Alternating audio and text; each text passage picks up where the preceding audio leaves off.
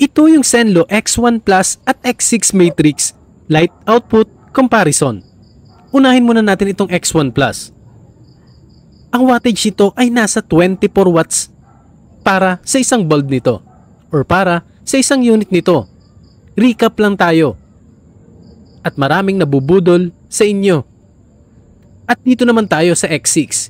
Ito ay merong 46 watts para sa isang unit nito. Iko-compare ngayon natin yung dalawang ito. Ito yung pagkakaiba ng dalawang ilaw ng X1 at ng X6.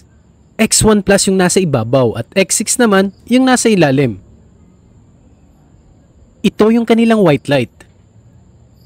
Sunod naman natin itong kanilang yellow light. X1 Plus ulit yung nasa ibabaw at X6 yung nasa ilalim. Yan yung tig-isang yellow light ng dalawang ilaw na ito. At ang panghuli natin, yung kanilang combination light.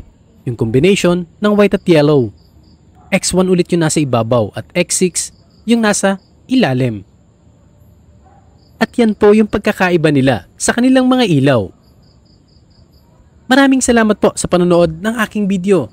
Huwag niyo pong kakalimutan mag-like, share at subscribe.